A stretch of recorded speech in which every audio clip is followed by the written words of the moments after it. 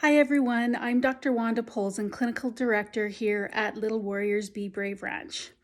Today, as part of our 12 Days of Giving Back, we wanted to share some of the things that we do in therapy with the children and youth and families that we work with.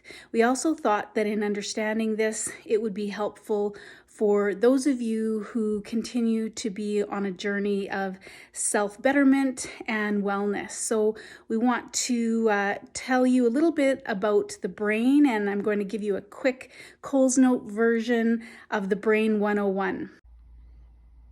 Hi everyone, so here is the Coles Note version of how our brain works. Basically, our brain operates in a way that it works bottom up and back to front, and that's how it processes information. So at the base of the brain is our reptilian part of our brain, and that's responsible for all the automatic functioning.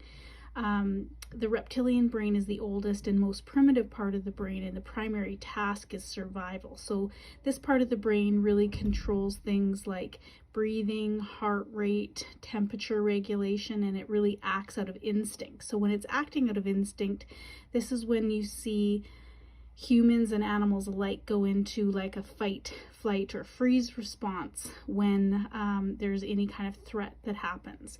As we move up the base of the brain through the reptilian brain, it goes into basically our sensory somatic or limbic system. This is the part of the brain that's really kind of what we consider the emotional part of the brain, and it includes the limbic system, which is the emotional center of the brain, and in this emotional center is our amygdala, and it's involved in the control and expression of emotion.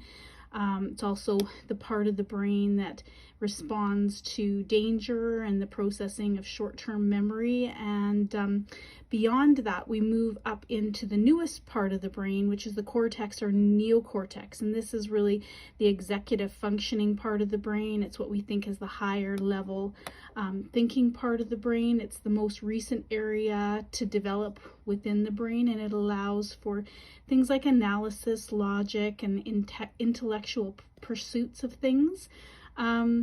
The cortex and the mammalian part of the brain, these parts are always overridden by the reptilian brain. And so when we're thinking about trauma, what's really important for us to know is that when we're thinking about doing our own trauma work, or the kids that we work with at the Be Brave Ranch, this part of the brain here, this reptilian part of the brain, has to get regulated really primarily before we move up to doing other kinds of interventions or support. So this part of the brain is regulated most by learning how to do things like breathing, connecting brain and body, doing things like yoga and mindfulness training, doing a lot of self-reflection as it is with our bodies and brains. And so one of the things that's really important to understand is that we can't get to this higher level